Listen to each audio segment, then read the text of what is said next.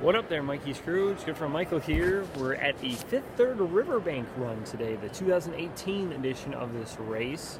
Let's just say the weather today I wish was a little bit better. However, they have called off the chance of rain, but I am still going to wear this hat for the race just in case it does sprinkle on us a little bit, because while driving up it did sprinkle on us. So this is about, I think, the fourth time I've run up here for the Riverbank run in Grand Rapids. It's an early start race. I've done the 5K 3 times. And once actually it did rain coming up here for the 5K, but it actually was just cloudy for the race, thank goodness. So the 5K I've done 3 times. I think my best was around 2020 for that race. But this year I'm going to be running in the 10K run. This will be the first time I've ever done the 10K up here. The race will be starting at 7:40. My number for today's race is 25:36. And I'm looking to build on last week's run that I had at the Borgess run for the health of it, the 10K run there, where I ended up coming across the line in 43:24. Now, that was a good time for me. I was only like 4 seconds off what I was thinking I could run, and now that I've ran that time it was around a 7-minute pace per mile. Now I'm going to try to kick it up a little bit. So we'll see if we can hit a new pace during this race. It's not necessarily guaranteed just because of the fact I don't have, I've only basically been doing this training, my new training times for, a few days now. There's Kathleen. I've only been doing these training times for a few days now and not even a week yet. So it may take, a couple weeks before I can really get the race pace training times or the training times down and then get the new race pace going. So I'm trying to do about 650 per mile here for the race, which would put me around about 42:20. So anything between 42:20 and 43:20 today, I'd be happy with. And even if I don't get those times, I'll be happy participating and, crossing the line and being up here and, trying the 10K up here for the first time, which, I haven't done, because this is going to be a year where I do more 10K runs. I'm really excited about that. So let's get back to the weather forecast for today. We had 80-degree temperatures this week. Not today. Thankfully, we're not having that high today. It'd have been nice if the temperature this morning was in the 50s. However, we're going to be sitting in the mid-40s for the start of the race. By the end of it, that's probably what it's going to be, is about mid-40s for me. And it's going to be cloudy as well the whole time. So no sun's going to be coming out. I won't be needing sunglasses or anything like that. There's supposed to be a little bit of wind, maybe about 10 to 15 miles an hour. Shouldn't really affect me too much.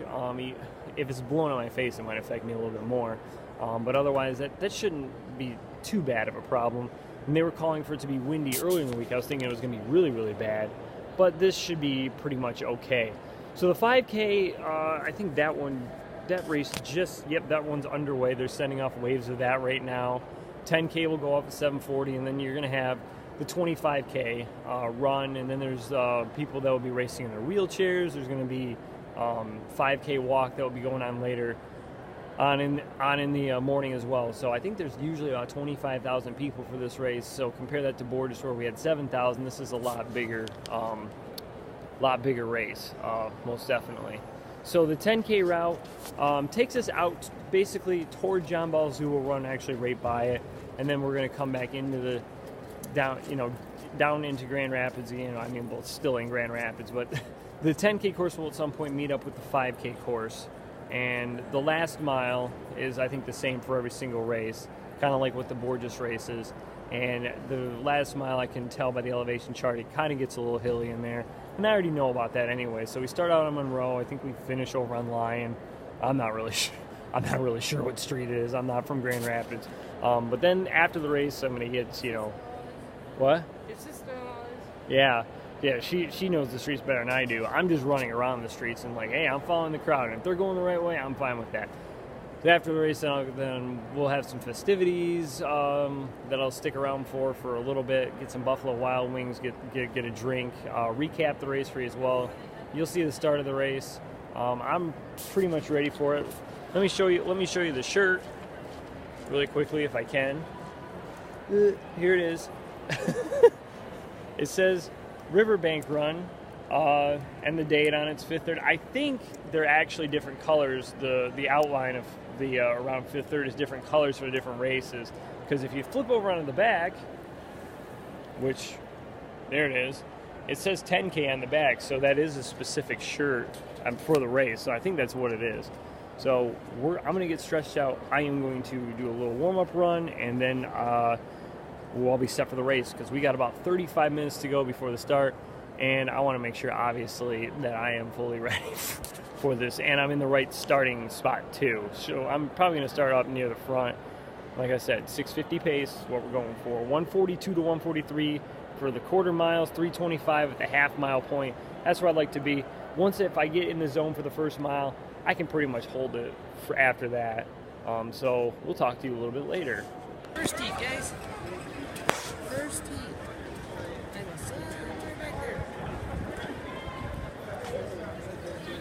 15 seconds to the start of the 10K. 15 seconds, runners. 10 seconds till start.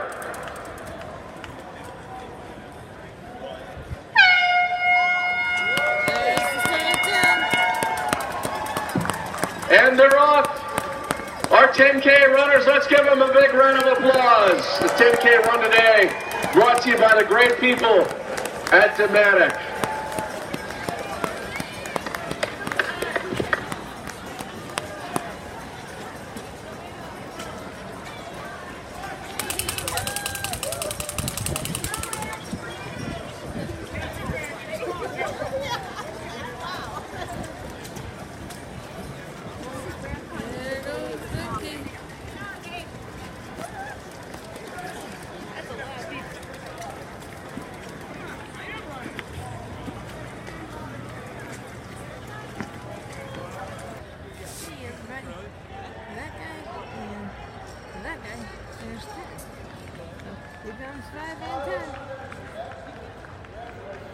Finishing the 5 and one more on the 10. So, see you soon.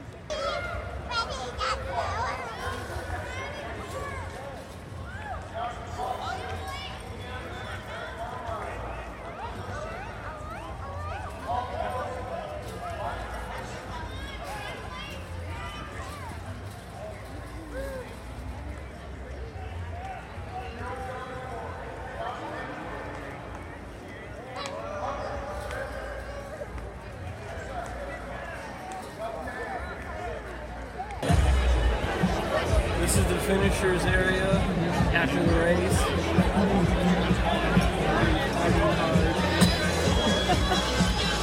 I just had a beer and 8 wings. Well, actually, I had 9 in mine, so I got like 3 of them. And the races, 25K races up there. It's a big screen. They got the warmers out, thank goodness, today.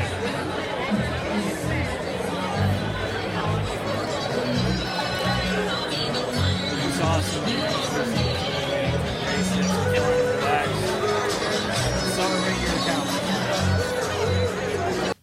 All right, we're doing the recap from the car in the parking garage because of the fact, number one, it's noisy at Calder Plaza. Number two, it's cold outside, and we can be warmer in the car while we do the recap for this race. So the race went very well, I would say.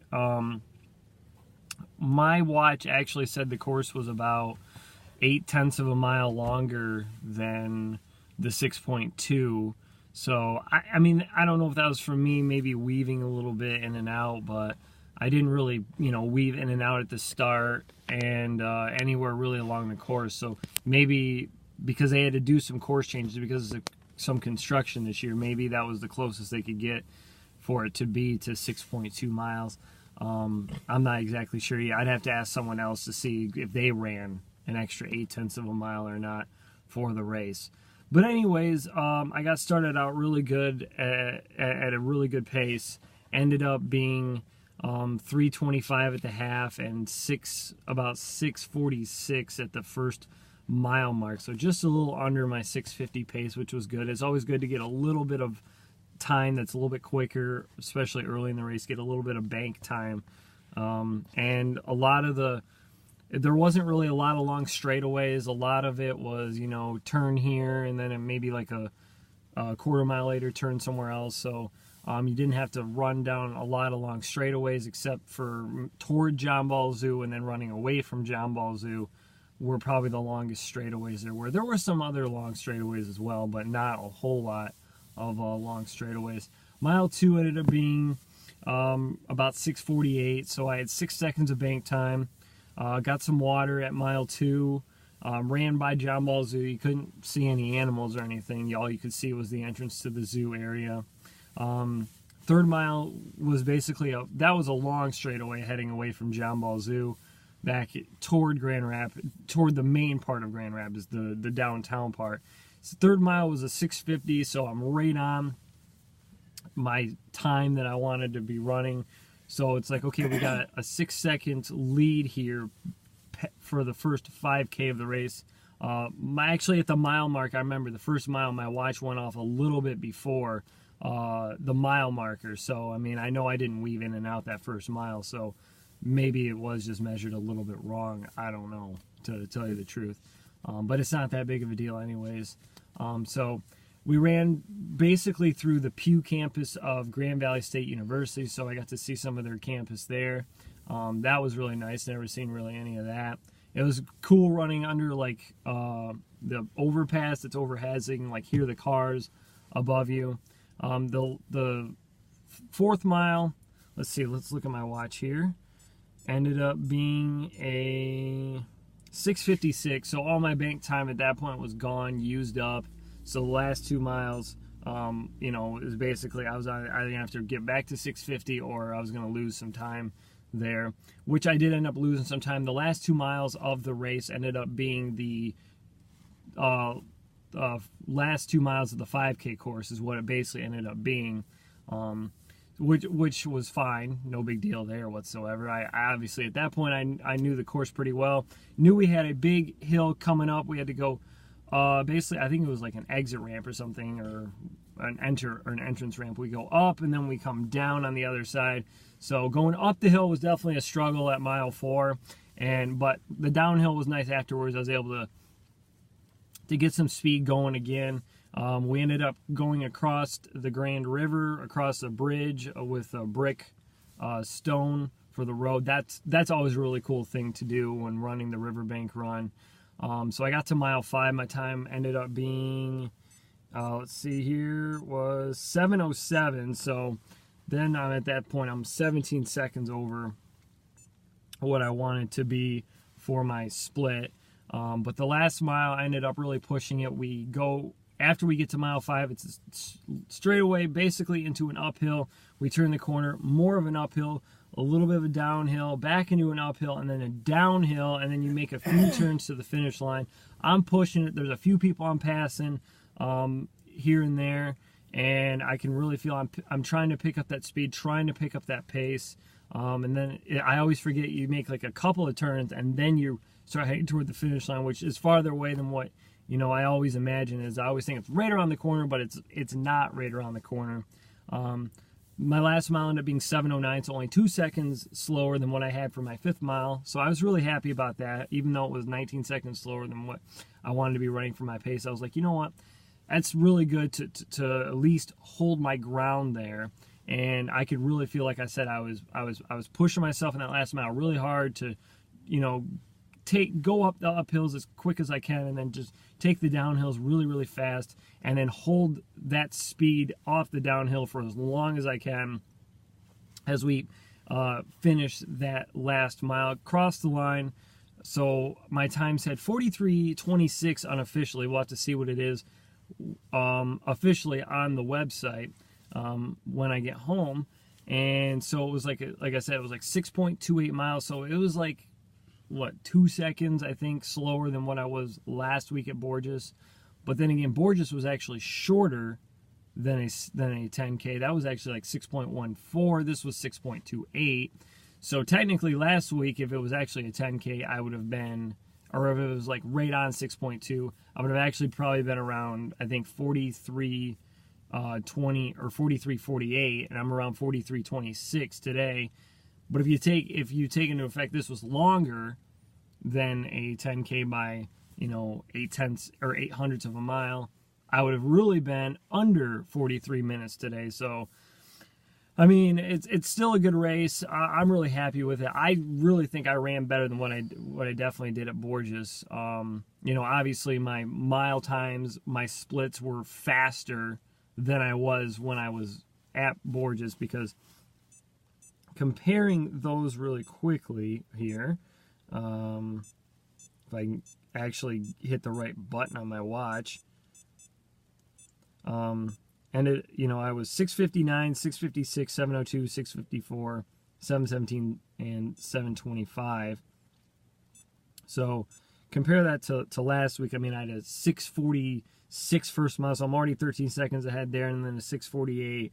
So I'm 21 seconds ahead now at that point. And then I had 7:02, and I had 6:50. So that's 34 seconds I'm ahead, and then 6:54, and then 7:17, and what was the last one? 7:25. So definitely, I would say the last, all the miles definitely were all better split wise than last week. I would definitely say, besides maybe the 4th mile, because there was a downhill at Borgess there in the 4th mile, but otherwise all my mile splits were actually faster than what they were last week. So if the course was like right on 6.2, I believe would have been under 43 minutes.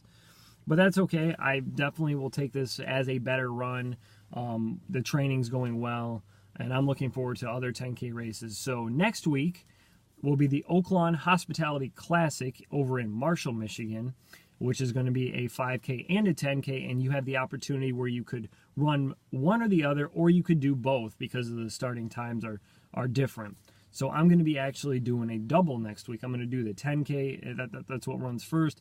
And then, depending on when I finish, if I finish right around where I do, I should have probably about 50 minutes to rest up for the 5K, which will be my first time this year. I'm going to run a 5K at my 5K race pace. So that'll be interesting to see if I can do that after doing a 10K. So we're going to try next week to do probably the exact same thing. I'm going to try to do another race at 650 paces, especially since, you know, this is basically the first week of training at my new paces. So I want to try that at least one more time. If I can beat the pace, then definitely we can move on to whatever my next pace would be. And my 5K pace is basically 15 to 20 seconds faster than what my 10K pace is. So we're looking at my 5K pace is supposed to be about 30 seconds faster than my tempo pace, which is 7 minutes, so that's about 6:30. And then my 10K pace is like 6:45 to 6:50. So we're looking at going for 6:30s next week in the 5K, which would be about which would be about a 20:10 finish. So that's what we're looking for in the 5K. 10K, I'm still looking for about a 42:20 to 43:20 range, somewhere in there. So we'll see what we can do next week for the Oaklawn Hospitality Classic. So sorry for the long recap, sorry for rambling. So I want you to drop a thumbs up on this video if you enjoy it. And I want to thank you for watching and thank you for subscribing. If you haven't subscribed, make sure you subscribe to my channel for more content. And follow me on Twitter and Instagram. Links are in the description below. So next time, this is Michael Loudon. Over and out. Mikey's True. You guys are the best. Take care.